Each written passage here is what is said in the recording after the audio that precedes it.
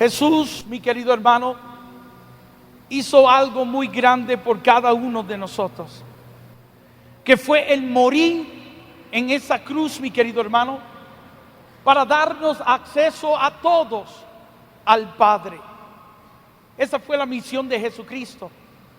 Para eso Él vino, mi querido hermano, para que nosotros de nuevo volviéramos a tener una relación con el Padre. ¿Por qué, mi querido hermano? Porque tú y yo no fuimos creados para vivir sin el Padre. Nosotros fuimos creados para estar siempre con el Padre. Pero aquel pecado, mi querido hermano, nos separó del Padre.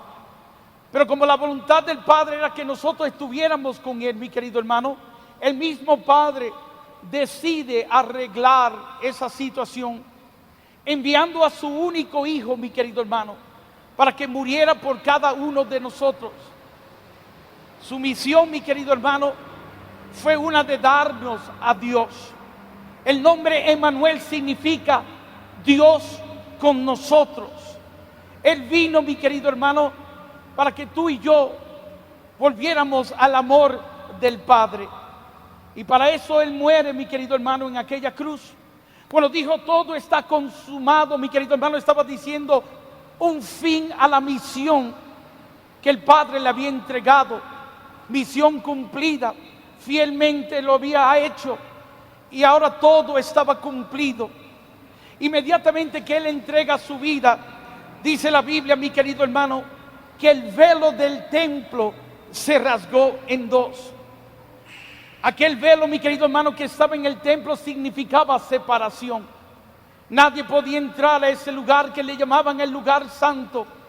Una vez al año entraba el sumo sacerdote, mi querido hermano, y él incluso entraba con toda inseguridad a ese lugar, no sabiendo cuál iba a ser el resultado de su atrevimiento, ya que toda persona que entrara a ese lugar y entrara con pecado moría en el instante. A ese sacerdote le entregaban, le ponían en una pierna una soga y en la otra pierna le ponían unas campanas y lo dejaban entrar, mi querido hermano, y todos se acercaban, mi querido hermano, a donde él estaba, pero para escuchar sus pasos, las campanas que sonaban. Si sonaban, mi querido hermano, quería decir que todavía estaba con vida, y si no escuchaban las campanas, quería decir que había muerto en el instante. Con la soga que estaba amarrada en el otro pie, lo jalaban y lo sacaban el cuerpo muerto de ese lugar. Y así vivían, mi querido hermano, los hombres, así vivía el pueblo de Dios, distanciados, separados de ese Dios. Pero cuando Jesucristo, mi querido hermano, muere, dice la Biblia que el velo del templo se rasgó en dos, terminando con eso que nos separaba del amor de Dios, mi querido hermano, dándonos acceso al Padre, mi querido hermano. Jesús dijo que Él había venido para darnos vida y vida en abundancia. Estaba hablando, mi querido hermano, no solo de la vida venidera, mi querido hermano, de victoria sobre la muerte. Estaba hablando de una condición, mi querido hermano, que le tocaba a los hijos de Dios. Condición de hijo de Dios. ¿Cómo vivían los primeros hombres, mi querido hermano? ¿Cómo vivían la creación de Dios? Los hombres, mi querido hermano, no se enfermaban, no sufrían, ni morían. La muerte es consecuencia, mi querido hermano, del pecado. El hombre, mi querido hermano, lo tenía todo. El hombre ni le pedía a Dios, mi querido hermano. ¿Sabe por qué no le pedía a Dios? Porque Dios siempre estaba con ellos. Y ese Dios que caminaba con ellos, que siempre estaba con ellos, suplía cualquier necesidad que ocurriera en el momento, mi querido hermano. El hombre no vas a encontrar en la Biblia que el hombre le pedía alguna cosa a Dios. ¿Y por qué no le pedía? Porque no tenía necesidad, mi querido hermano, de pedirle alguna cosa. Esto te lo puedo probar con la misma Biblia, mi querido hermano. Cuando Dios creó al hombre, lo creó solo. Y no es el hombre que le pide a Dios una compañera. Dios vio la necesidad en el hombre. Y vio Dios que no era bueno que el hombre estuviera solo. Y creó la mujer. y suplió la necesidad del hombre sin que el hombre tuviera que pedirle. Sabes, mi querido hermano, nosotros no fuimos creados para estar pidiéndole a Dios. Nosotros fuimos creados para alabar y glorificar al Señor. Y yo tengo un sueño, mi querido hermano, que los templos algún día volverán a llenarse de alabanzas, de personas glorificando a Dios. Y las peticiones irán desapareciendo del templo, mi querido hermano. ¿Por qué? Porque el hombre ahora viviendo cerca de Dios y teniendo una relación con este Dios de nuevo volverá a suplir las necesidades del pueblo de Dios. Amén. El hombre de nuevo, mi querido hermano, volverá a la alabanza, volverá a glorificar a Dios. Hoy en día, mi querido hermano, llegamos al templo solo para pedirle a Dios. Y no estoy diciendo que eso es malo, porque ¿a quién más iremos? ¿A dónde iremos? Pero sabes, mi querido hermano, nuestra relación con Dios no puede ser una egoísta, solo pidiéndole a Dios que supla nuestras necesidades. Sabes, mi querido hermano, eso es parte de la añadidura de tú tener una relación con Dios. Tú sé amigo de Dios. Tú busca las cosas del cielo primero. Busca el reino de Dios y su justicia primero, y lo demás vendrá por añadidura. Tú verás cómo ese Dios suplirá tus necesidades. Tú verás que las enfermedades desaparecerán. Tú verás que ninguna enfermedad tocará tu morada.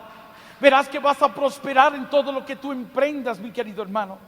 Cuando tú y yo vivamos cerca del Señor, cuando Él sea nuestro número uno, mi querido hermano, cuando Él sea el centro de nuestra vida, mi querido hermano, lo demás vendrá por añadidura. El secreto está en la relación que tú y yo tenemos con ese Dios, mi querido hermano. Si leemos el Viejo Testamento nos habla de nosotros vivir cerca de Dios. El Viejo Testamento nos habla de nosotros guardar los mandatos y estatutos de Dios, mi querido hermano. Dice Deuteronomio 28, por ejemplo, dice: guarda mis mandatos y estatutos, y sobre ti vendrán estas bendiciones y te alcanzarán. Y hay 15 versículos de bendiciones que vendrán sobre aquellos que tienen amistad con Dios. Pero del versículo 15 al próximo capítulo, mi querido hermano, dice así la Biblia: pero aquellos que no guarden mis mandatos y estatutos, sobre ellos vendrán estas maldiciones. Y hay casi, mi querido hermano, un capítulo completo de maldiciones que vendrán sobre aquellos que no tienen amistad con Dios. Entonces, mi querido hermano, el secreto está en la relación que tú y yo tenemos con Dios. Pero a veces nosotros solo buscamos a Dios cuando tenemos necesidades, mi querido hermano. Si supieras que si tú fueras su amigo, mi querido hermano, ese Dios, antes que tú tengas necesidad de pedirla, ese Dios puede suplir tus necesidades. Verás la mano de Dios en todo lo que tú emprendas, mi querido hermano. Verás cómo serás, mi querido hermano, bendecido en tu entrada y en tu salida.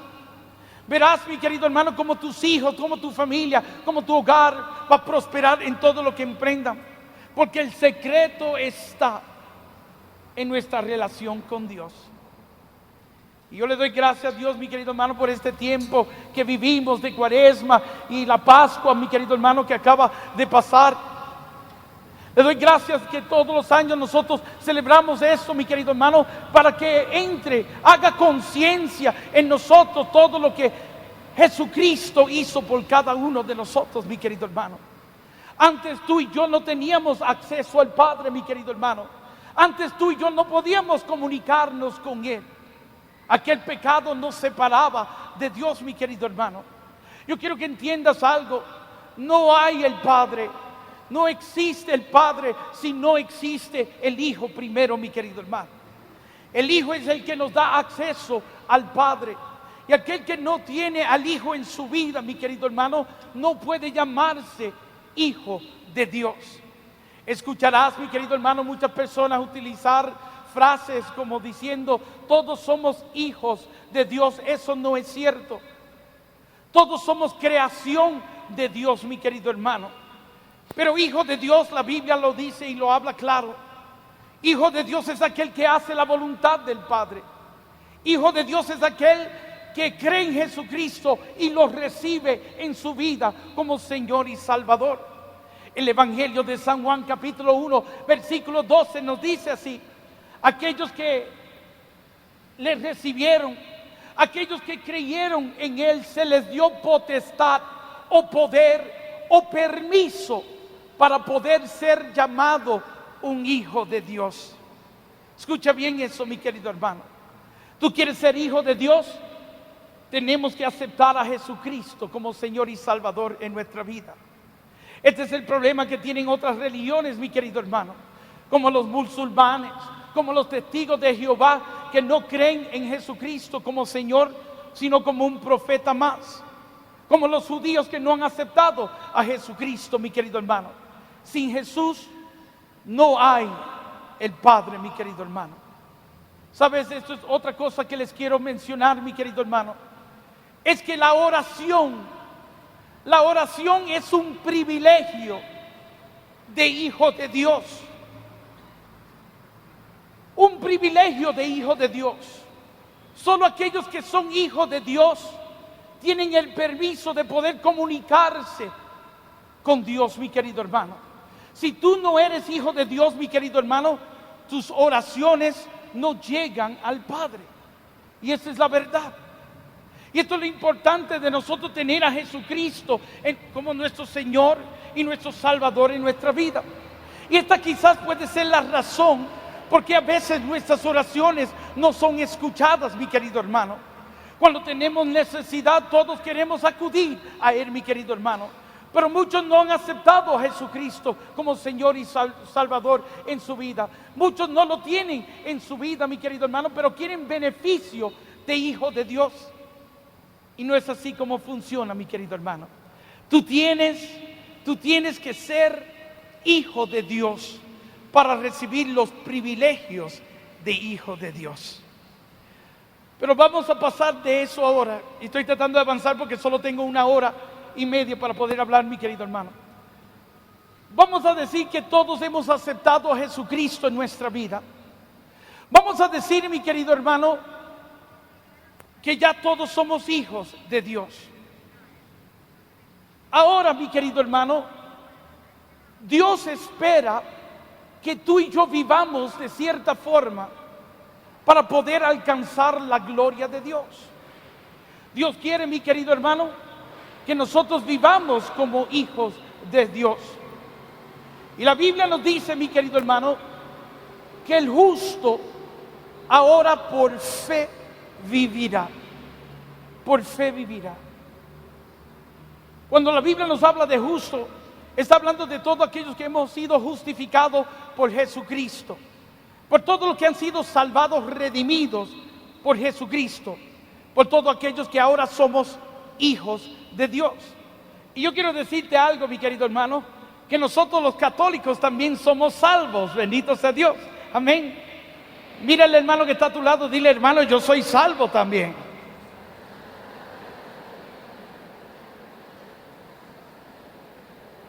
¿Por qué digo esto? ¿Por qué digo esto? Porque a veces los hermanos esperados se nos acercan a nosotros y nos tratan a nosotros los católicos como si nosotros no fuésemos redimidos. Te dicen: ¿qué tú eres? Y tú dices católico, ellos te dicen: yo soy cristiano. Y mencionan como si nosotros los católicos fuéramos una secta, o como si nosotros no fuéramos cristianos.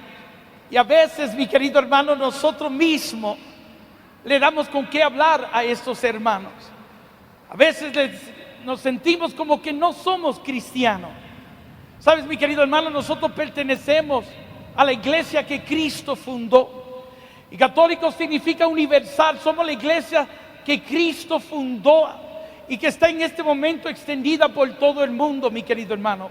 Y la primera iglesia que Cristo salvó fue esta, la iglesia que Él fundó. Amén. Nosotros los católicos. Entonces, cuando te digan si tú eres salvo, dilo: sí lo soy. Cristo me redimió en aquella cruz. Pero sabemos, mi querido hermano, que ese gran regalo que el Señor nos alcanzó en la cruz, tú y yo tenemos que aprender a retenerlo, porque contrario a lo que ellos piensan, la podemos perder también. Pero hemos sido redimidos, hemos sido salvados, y ahora Dios espera que tú y yo vivamos de cierta forma para poder alcanzar todo lo que Dios quiere para cada uno de nosotros, mi querido hermano. El justo por fe vivirá. ¿Qué significa eso, mi querido hermano?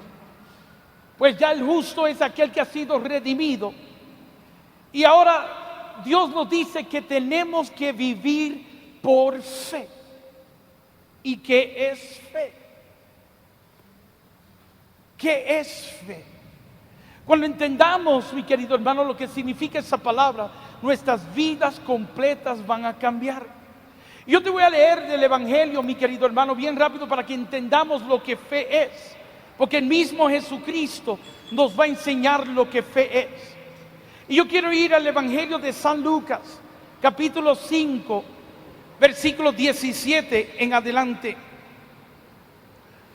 Aconteció un día que él estaba enseñando y estaban sentados los fariseos y doctores de la ley, las cuales habían venido de todas las aldeas de Galilea y de Judea y Jerusalén. Y el poder del Señor estaba con él para sanar. Y sucedió que unos hombres que traían en un lecho a un hombre que estaba paralítico, procuraban llevarle adentro y ponerle delante de él. Pero no hallando cómo hacerlo a causa de la multitud, subieron encima de la casa y por el tejado le bajaron con el lecho, poniéndole en medio delante de Jesús. Al ver la fe de ellos, le dijo: hombre, tus pecados te son perdonados. Y yo quiero detenerme ahí por un momento. Palabra de Dios. La Biblia nos dice que él estaba enseñando en esta casa. Se cree que la casa donde él estaba enseñando era la casa de Pedro. Y habían llegado fariseos y maestros de la ley de todas partes de Judea, de lugares tan lejos como Jerusalén. Habían llegado ahí con un solo propósito, con el propósito de estudiar a Jesucristo, de averiguar si verdaderamente él era el Mesías, el Cristo, un profeta o un loco o un fanático más. Y llegaron ahí para escuchar y observar a Jesucristo. Dice la Biblia, mi querido hermano, que el poder de Dios estaba con él para sanar. Lo que quiere decir que muchas personas, mi querido hermano, por las sanaciones, por los milagros que ahí estaban ocurriendo, muchas personas empezaron a acudir a esa casa buscando una sanación o alguna bendición en su vida. Y llegaron y la casa se llenó a capacidad. Hasta la parte de afuera estaba llena de personas. ¿Qué sucede? Que dice la Biblia que había un hombre que estaba paralítico y llevado por otros en un lecho, buscaban ponerlo a donde estaba Jesucristo. Cuando llegaron a la casa estaba llena de personas y no podían entrar por la entrada principal. Pero eso no los detuvo. Buscaron otra forma de cómo entrar a esa casa. No habiendo otra forma, se subieron al techo, rompieron el techo y bajaron este hombre y lo postraron delante de Jesús. La Biblia dice que Jesús, escucha lo que dice el versículo 20 ahora. Al ver él, Jesús, al ver él la fe de ellos, se le acerca a este paralítico y le dice el paralítico: amigo, tus pecados te son perdonados. Si vamos a Hechos de los Apóstoles, capítulo 14, versículo 9, ahí hay otro incidente con un hombre tullido. Pero este caso es ahora con Pablo. Y quiero utilizar a Pablo porque, mi querido hermano, Pablo nos representa a nosotros, bendito sea Dios. Y ahí estaba también este tullido, y dice la Biblia así: y Pablo, fijando en él sus ojos y viendo, ahí está la palabra ver también, que tenía fe para ser sanado, le dijo al tullido: levántate y vete a tu casa. Ahí está la palabra ver también. En este versículo también, versículo 20, dice: al ver Jesús, la fe de ellos. Mi pregunta es esta, mi querido hermano: ¿cómo es que la fe se puede ver? ¿Cómo es que la fe se puede ver? Yo te voy a enseñar cómo Jesucristo está interpretando fe. Estos hombres habían llegado de lejos, no sabemos a qué distancia, mi querido hermano, pero donde estaba esta casa, la única forma de llegar ahí, mi querido hermano, era a través de caminos de piedra. Alrededor de este lugar, mi querido hermano, solo existían cerros. A un lado los cerros que van hacia Jerusalén, y el otro lado los cerros del Alto Golán, mi querido hermano. Yo no sé a qué distancia cargaron con este hombre, pero me imagino que vinieron de lejos y con mucho contratiempo hicieron el esfuerzo hasta llevarlo a donde él estaba. Cuando llegaron a la casa, mi querido hermano, a causa de la multitud no pudieron entrar de una forma normal. No se detuvieron ahí. Dieron vueltas a la casa. Al ver de que no podían entrar por una forma normal, se subieron al techo, subieron al paralítico al techo. Luego rompen el techo de esta casa que no era de ellos, mi querido hermano. Una casa que se cree que era la casa de Pedro. Si hay algo que nosotros conocemos de Pedro, es que Pedro no era de buen temperamento, bendito sea Dios, amén. Pero rompieron el techo y ahora estaba Jesucristo predicando, y de repente bajan este lecho y lo postran delante de él, interrumpiendo lo que Jesucristo estaba diciendo.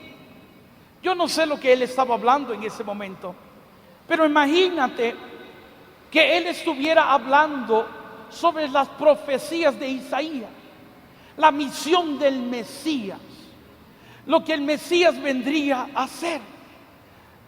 El Espíritu lo había ungido a él y había venido para dar vista a los ciegos, hacer los sordos oír, levantar paralíticos. Quizás esto era lo que él estaba hablando, y quizás era lo que estaba hablando porque ahora estaba en una casa, no en la sinagoga donde se le prohibió hablar de esto. Ahora estaba en una casa hablando con toda libertad. Ahora vienen y bajan este paralítico y lo postran delante de él.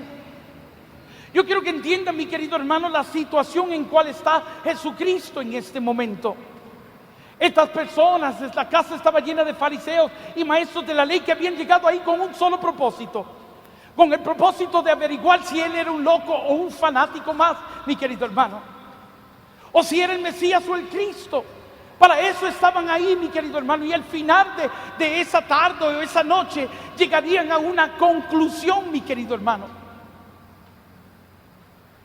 Mas yo te digo que pusieron ellos a Jesucristo en una situación en tener que obrar en ese momento, que si no lo hace, quizás con su ministerio ni llega a Jerusalén. Entre tremendo problema, en tremenda situación, la fe de estos hombres han puesto a Jesucristo. La fe de ellos ahora comprometió a Jesucristo en tener que obrar, en tener que hacer. En el caso de Pablo, mi querido hermano, la Biblia no nos dice de dónde vino ese hombre. Tampoco nos dice qué fue lo que ellos hicieron. Pero yo me imagino, mi querido hermano, que lo que Pablo vio fueron intentos de levantarse, intentos de caminar. Vio algún movimiento de parte de este hombre que Él lo va a interpretar como fe. Entonces, mi querido hermano, ¿cómo es que la fe se puede ver? La fe es una acción, mi querido hermano. La fe es la acción, es el verbo del creer, mi querido hermano. Yo siempre digo que hay dos palabras que tú y yo tenemos que separar si queremos ver la gloria de Dios en nuestra vida. Tú y yo tenemos que creer y tenemos que tener fe si vamos a ver bendición en nuestra vida. Separar esas dos palabras, mi querido hermano, y no tratarlas como un sinónimo. Dos palabras escritas diferentes, pero que significan lo mismo. A veces, por darle el mismo significado a estas palabras, no vemos la gloria de Dios en nuestra vida, mi querido hermano. Porque en sí lo que estamos haciendo es que nos estamos quedando en el creer. Creer es el comienzo de todo, mi querido hermano. Pero no, ahí no es donde termina todo. A tu creer tú tienes que añadirle lo que es la palabra fe si queremos contemplar la gloria de Dios. Yo siempre digo que cuando creemos atraemos la atención de Dios hacia nosotros, mi querido hermano. Pero fe es lo que va a activar a Dios en tu vida. Dice Hebreos 11:1 que fe es tener la seguridad de que vamos a recibir lo que estamos esperando.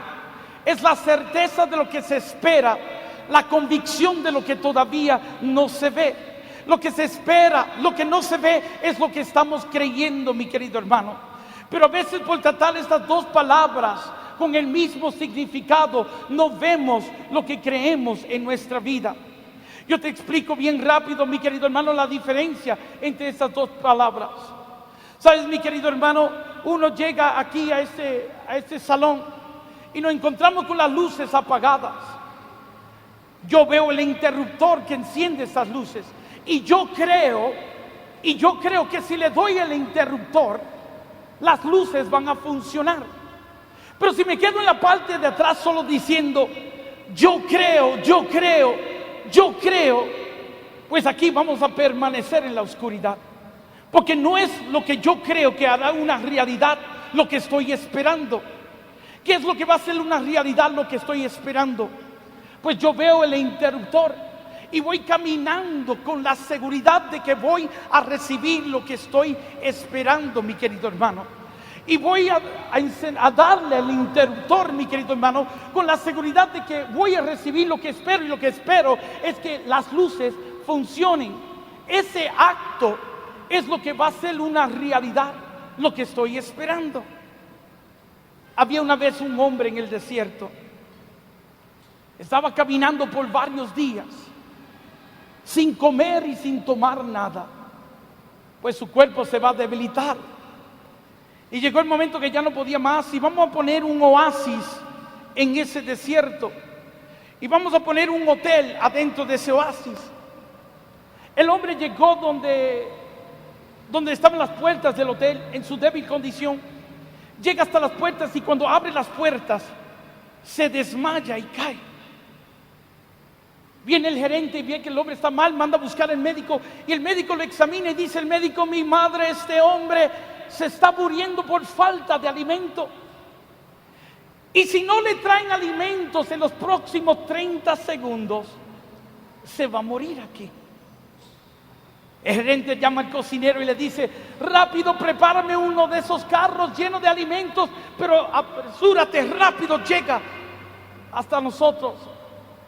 El cocinero llena el carro lleno de alimentos y vamos a decir que a lo que llega el carro a donde estaba el hombre, vamos a decir que 20 segundos de los 30 que le dio el médico, 20 ya expiraron. Le quedan 10 cuando llega el carro. Viene el médico y le levanta la cabeza al hombre y le señala el carro lleno de alimentos y le dice el médico al hombre: ¿crees que si consumes los alimentos vas a recobrar las fuerzas? El hombre débilmente le dice: sí, creo. Vuelve el médico y le dice: ¿pero crees que si consumes los alimentos vas a recobrar las fuerzas? El hombre débilmente de nuevo dice: sí, creo. ¿Qué sucede? Que aquellos 10 segundos van desapareciendo. 6, 5, 4, 3, 2. Por última vez le levanta la cabeza y le repite: ¿pero crees que si consumes los alimentos vas a recobrar las fuerzas? El hombre débilmente le dice: sí creo, y se muere. Mi pregunta es esta: ¿creía sí o no el hombre? Sí creía, porque cuando el médico le preguntaba, él respondía: sí creo. Pero sin embargo, mi querido hermano, nunca vio una realidad lo que él estaba creyendo, por la simple razón de que nunca actuó en lo que él estaba creyendo. Se muere porque no consumió los alimentos, mi querido hermano. Lo que él creía no se hace una realidad hasta que él no entrara en aquella acción que se esperaba de él. Esto es lo que es fe, mi querido hermano. Fe es el verbo del creer, es la acción del creer, es el caminar en lo que tú crees, mi querido hermano. Y la mayoría de las veces nosotros no contemplamos la gloria de Dios en nuestra vida, porque nos quedamos solamente en el creer. Yo creo, pero de esa silla no me levanta nadie.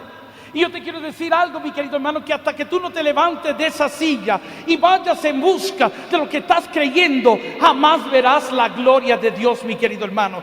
Porque Dios honra fe, mi querido hermano, y no lo que estamos creyendo.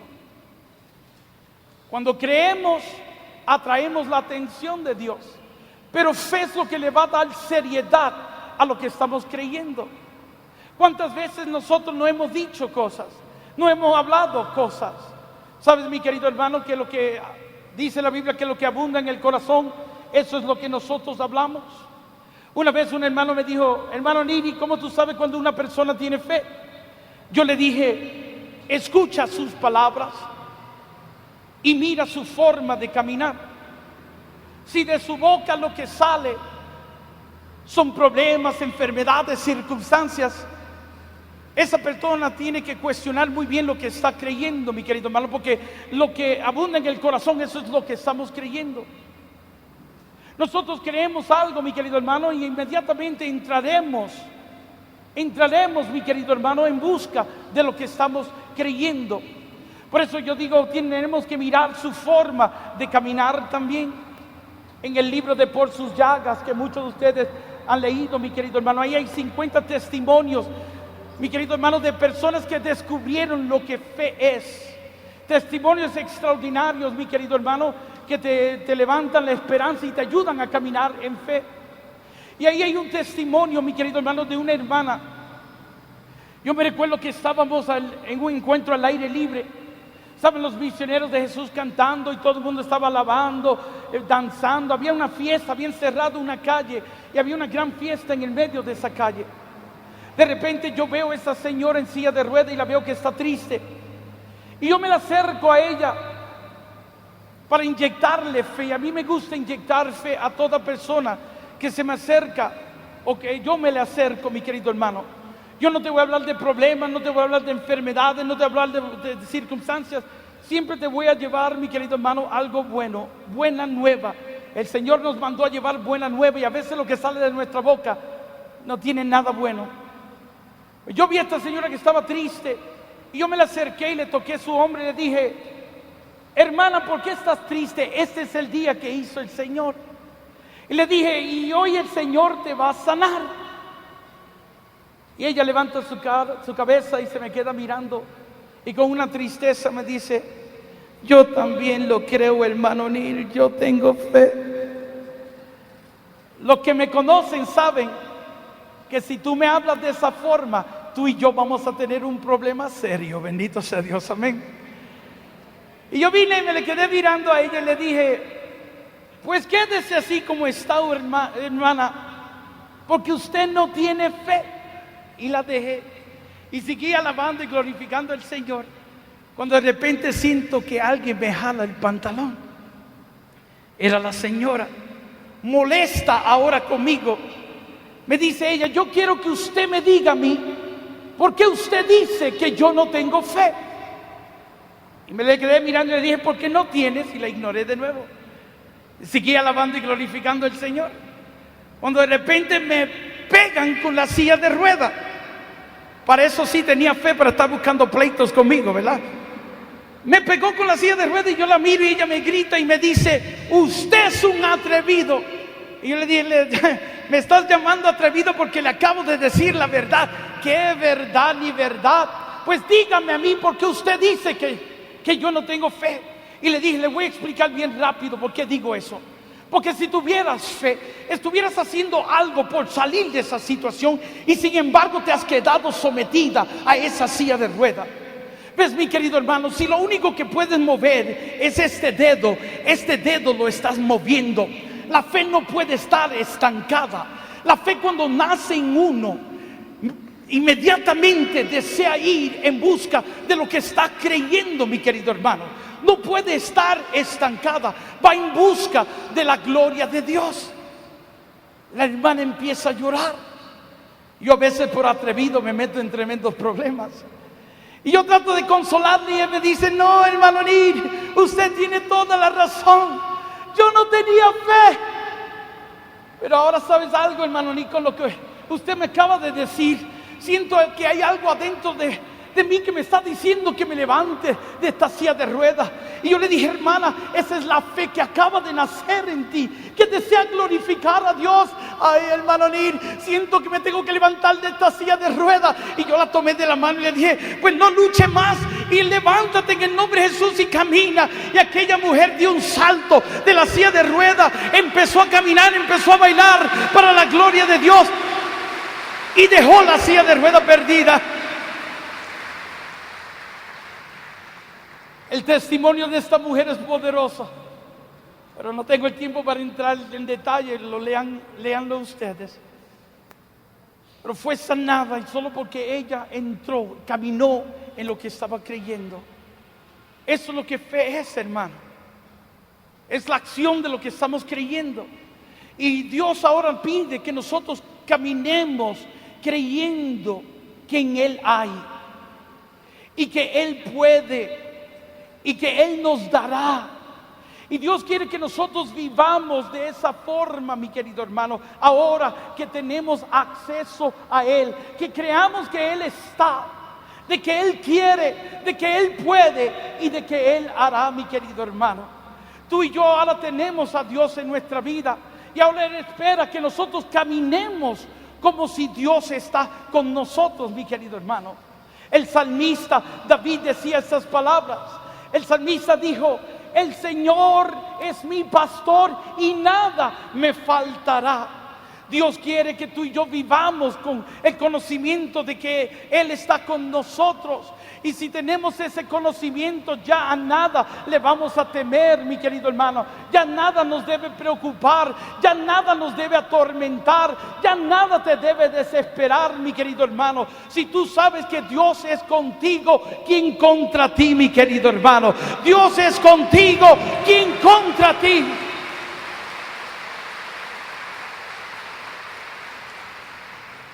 Yo te quiero contar, sé que ustedes muchos han escuchado mi testimonio, algunos no, mi querido hermano, pero quisiera compartirlo con ustedes bien rápido.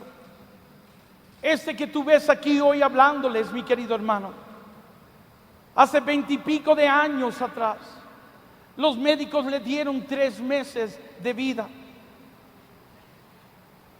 Yo nací enfermo, más a mi madre se le dijo que yo iba a nacer enfermo.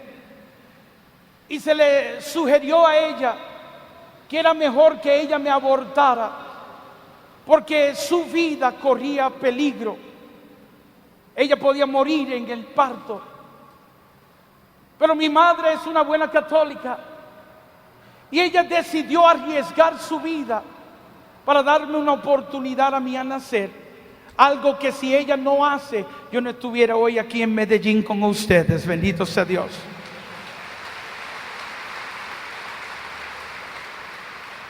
Pero voy a nacer exactamente como los médicos dijeron que iban a nacer. Mi madre se vio en complicaciones. Yo nací con un cuerpo todo deformado, un corazón totalmente deformado. Estuve separado de mi madre por 9 meses. Mi madre los primeros 3 o 4 meses ni sabía que yo había nacido, más ella pensaba, ella decía que ella creía que yo había muerto en el parto. Y ahí comienza, mi querido hermano, todo un historial médico. Yo usaba aparatos para poder caminar, mi querido hermano. Tumores se formaron en todo mi cuerpo. Me dio meningitis. Me daban convulsiones, ataques epilépticos. Yo tenía hemorragia interna, vomitaba sangre, mi querido hermano, por los tumores que se estaban formando en todo mi cuerpo. Un tumor en mi cabeza, por ese tumor yo perdí mi vista y quedé completamente ciego. 2 expertos, uno de Texas y otro de California, llegaron a Nueva York a estudiar mi caso y luego llegaron a la conclusión que la medicina ya no podía hacer nada por mí y que me quedaban como 3 meses de vida. Yo me recuerdo que estaba en cuidado intensivo, me había dado una crisis y un versículo que yo había leído se me va a venir a mis pensamientos. Y yo trataba de pensar en otras cosas, porque no me gustaba lo que estaba diciéndome el versículo. Me molestaba lo que decía el versículo. Y de nuevo aparecía el versículo en mis pensamientos. ¿Por qué me molestaba? Porque el versículo me hablaba en un tiempo pasado, no en el presente ni en el futuro, sino en el pasado. Y ese versículo está en la primera de Pedro 2:24, que dice que por sus llagas nosotros fuimos sanados o curados. Y me molestaba porque estaba diciendo que yo había sido sanado, no que esperara sanación o que iba a ser sanado, sino que mi sanación había ocurrido 2000 años atrás en una cruz. Yo entendía la teología sobre el versículo, entendía todo lo que te acabo de explicar. Todo lo que Jesucristo, la misión de Jesucristo, para qué llegó Jesucristo, para qué murió Jesucristo. Yo entendía todo eso, pero sentía que estaba hablando a mi enfermedad también. Sentía que me estaba diciendo que en aquella cruz Él también me había sanado. Y yo me recuerdo que en mi enojo, porque no podía borrar ese versículo de mis pensamientos, empecé a gritar y dije estas palabras en aquella habitación. Dije: o todo esto es mentira, refiriéndome a la Biblia, o yo verdaderamente no te he conocido. Y cuando yo dije eso, yo escuché una voz que resonó en lo más profundo de mi ser, que me dijo: hijo mío, tú no me conoces. Entonces, si ahora estaba molesto, ahora me voy a poner furioso.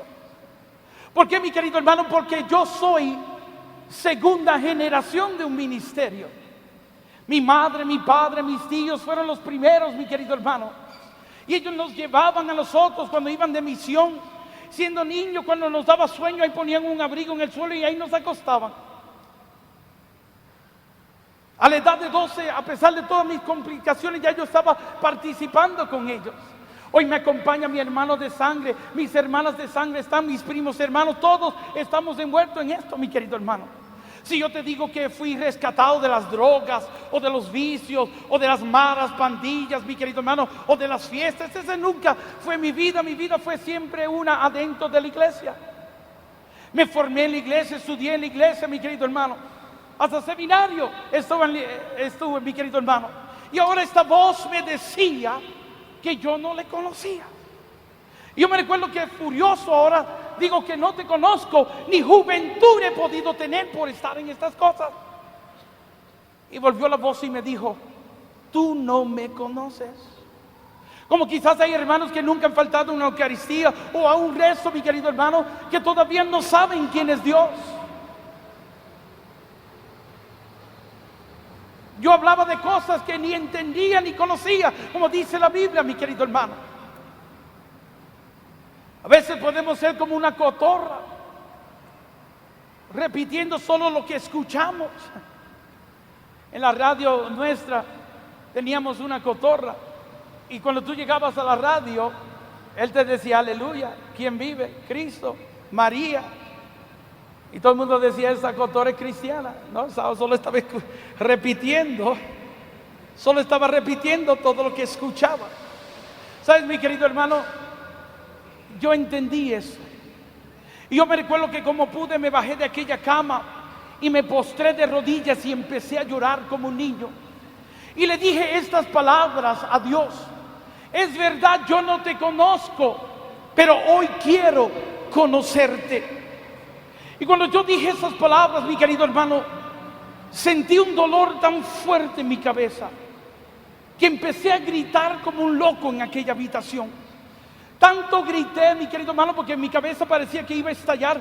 Tanto grité que los médicos tuvieron que entrar a la habitación para sostenerme. Cuando dejo de llorar, que abro mis ojos, mi vista había regresado. Y le decía a los médicos: I can see, yo puedo ver, yo puedo ver. Ellos no entendían lo que había pasado conmigo y empiezan a examinarme. Descubren ellos que los tumores habían desaparecido. La meningitis había desaparecido. Y por esa razón ya podía ver. Llegaron ellos donde mí, más luego, a todos asombrados, no sabiendo qué explicación darme. Pero me dijeron estas palabras: no sabemos lo que ha ocurrido contigo, pero los tumores han desaparecido, la meningitis ha desaparecido. Hay una mejoría en ti, pero no queremos que te hagas de ninguna ilusión. Tú todavía te estás muriendo, me dijeron. Tú todavía estás gravemente enfermo. Era mi corazón tan deformado que un trasplante no me podía ayudar y era lo que me estaba llevando a la muerte. Pero ¿sabes qué, mi querido hermano? En aquella noche había nacido otro Neil. Y yo me recuerdo que cuando yo escuché eso, mi querido hermano, ese versículo de la primera de Pedro 2:24 se hizo una realidad en mí. Entendía lo que Dios me estaba tratando de enseñar ahí, mi querido hermano. Me estaba enseñando a cómo caminar por fe, a cómo vivir por fe, mi querido hermano. El justo por fe vivirá, mi querido hermano. Y me estaba enseñando a cómo caminar en fe. Y yo me recuerdo que yo me le quedé mirando a aquellos médicos y empecé a caminar en fe, ejercer fe. Y le dije a aquellos médicos: gracias por todo lo que ustedes han hecho por mí, pero yo no me voy a morir. Y volvieron ellos y me dijeron: pero te estamos diciendo que no hay medicina, no hay medicamento, que no podemos hacer nada por ti, te vas a morir. Y yo volví y le dije: yo no me voy a morir. Y me dijeron: pero ¿quién te ha dicho a ti que no te vas a morir? Y yo le dije: Dios, por sus llagas yo he sido sanado. Le dije.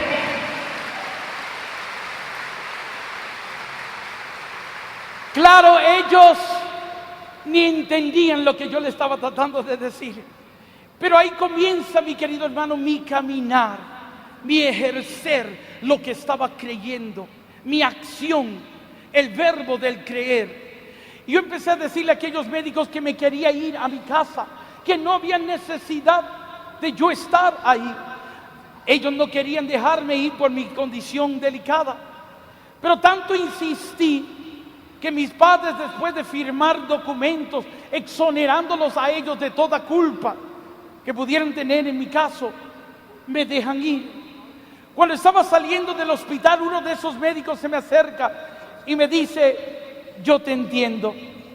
Si a mí me quedaran 3 meses de vida, tampoco quisiera pasarlas aquí en este hospital, sino al lado de mis seres queridos.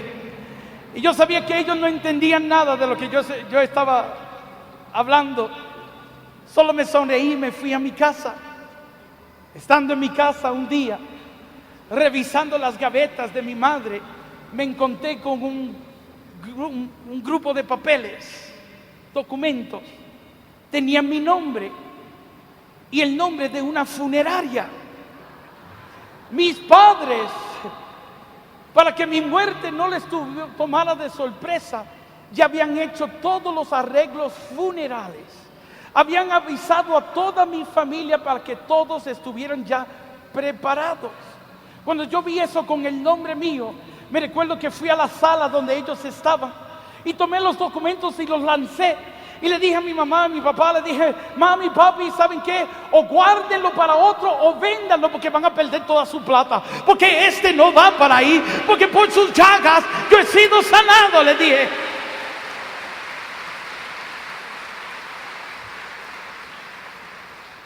Amistades mías de la iglesia sacerdotes, religiosas, predicadores, líderes, en deber de apoyarme en lo que yo creía, todos me entregaban a la muerte.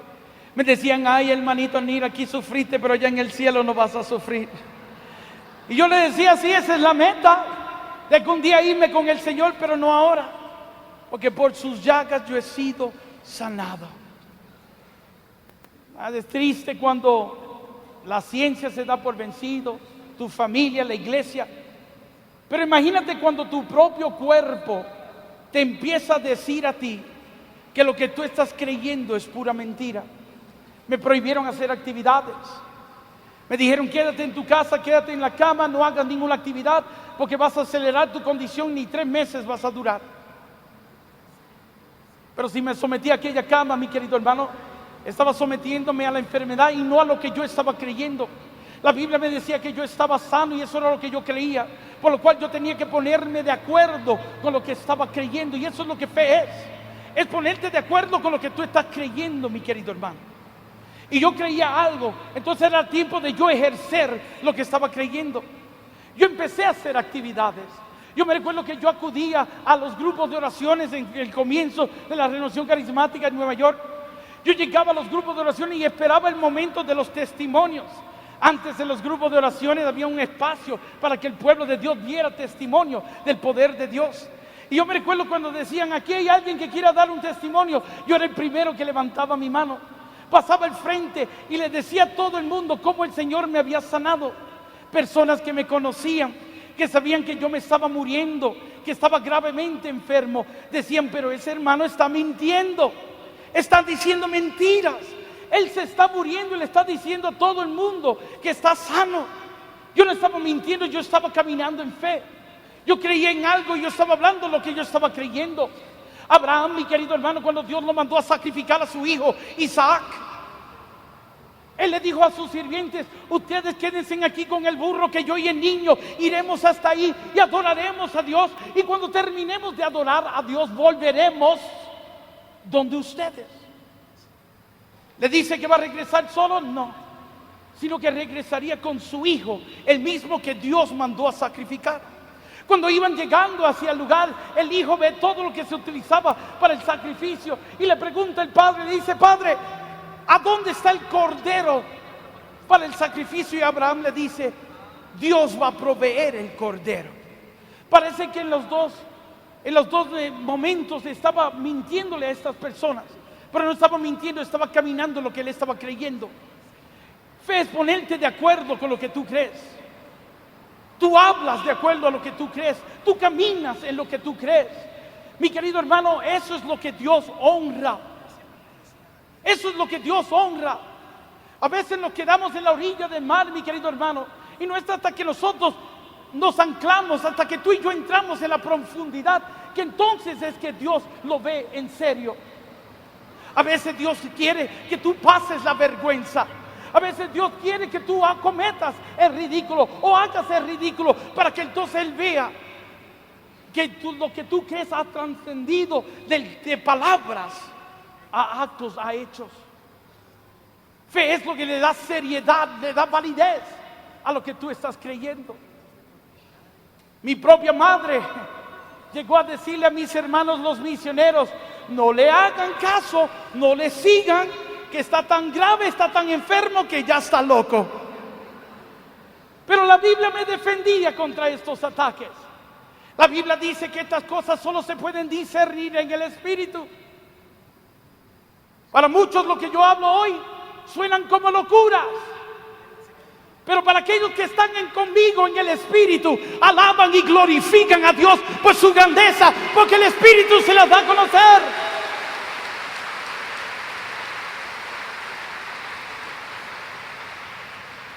Yo empecé a caminar, yo empecé a dar testimonio a todos los lugares donde el Señor me llevaba.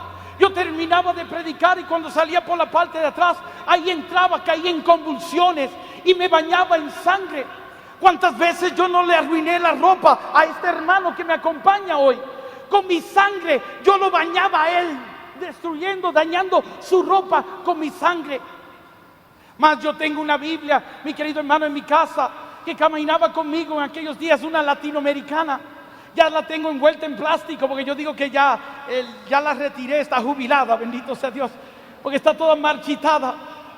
Pero si tú abres esa Biblia a la primera de Pedro 2:24, un día yo estaba así como estoy inclinado sobre esta Biblia.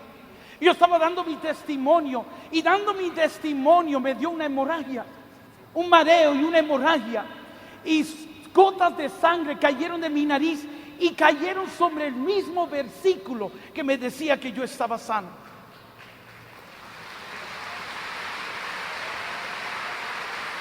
Yo me recuerdo que yo caminaba, terminaba de dar eventos, animaba a otros y hasta veía a Dios sanando a otros a través de la fe de ellos.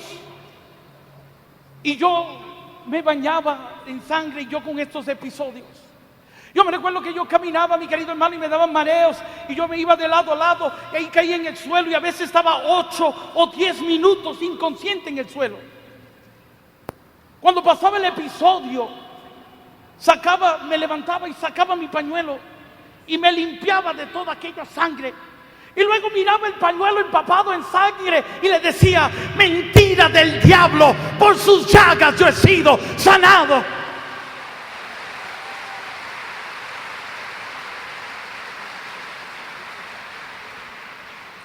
Y así yo caminé, y pasaron aquellos 3 meses, pasó un año, pasaron 5, pasaron 15, son más de 20 y pico de años, y no estoy 6 pies debajo de la tierra. Aquí estoy en Medellín, predicando de un Cristo que está vivo y lleno de poder.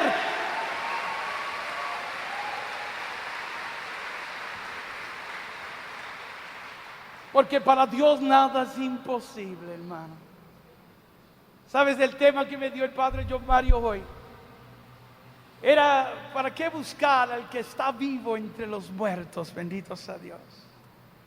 ¿Sabes, mi querido hermano? Dios es con nosotros. Si tú aceptaste a Jesús en tu vida, mi querido hermano, ya tú tienes a Dios y Él está contigo. Y ya no hay necesidad de ir donde un brujo, donde un curandero. Ya no hay necesidad de ir donde un espiritista. Ya no tienes que ahogar tus penas, ni tus tristezas, ni tus problemas en una botella de alcohol. No tienes que acudir a las drogas para obtener alegría, gozo. No tienes que estar corriendo de religión en religión. Dios es contigo, mi querido hermano. Y fe es creer de que Él está, creer de que Él quiere, creer de que Él puede y creer de que Él hará. Es caminar como si Dios estuviera contigo, mi querido hermano. Yo siempre digo que no hay nada más poderoso que un creyente que sepa que Dios está con él.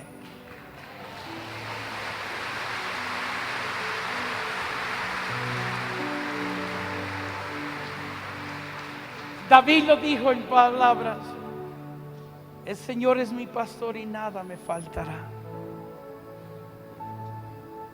A nada le voy a temer, nada me va a preocupar. Ese Dios que camina conmigo, antes de yo pedirle alguna cosa, Él ya lo sabe. Y Él suplirá mi necesidad como lo hacía con Adán y Eva. ¿Tú crees que Dios está contigo? Sabes, mi querido hermano, llegamos a estos congresos esperando. Nos pasamos mirando hacia arriba, esperando por Él, y la verdad es que Él te está mirando a ti. Y Él está esperando por ti. Él quiere que tú des el primer paso y Él dará el segundo paso. Sabes, todo comienza con nosotros, con lo que tú crees, con lo que tú esperas. Lo que tú ates aquí será atado en el cielo. Lo que tú desates aquí será desatado en el cielo. Jesús dijo: todo lo que tú pidas en la oración, creyendo que ya tienes, es lo que Él te concederá. No hasta que tú lo creas tener. Cuando tú lo creas, tú tienes que crearlo en tu espíritu. Tú tienes que crearlo ya un hecho. Y cuando tú estés plenamente convencido de eso, es que entonces Dios hará en tu vida. Amén. Yo le voy a pedir a todos que se pongan de pie. Levanta tus manos. Levanta tus manos. Que el débil diga hoy, fuerte soy.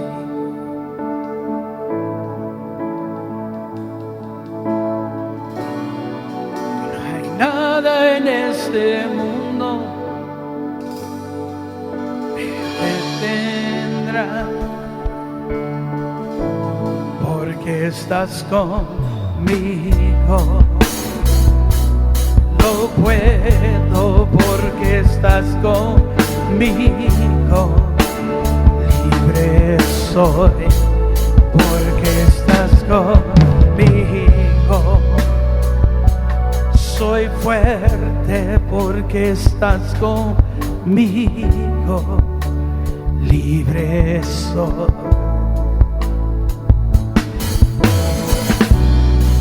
Pues todo lo puedo en Cristo que me fortalecerá.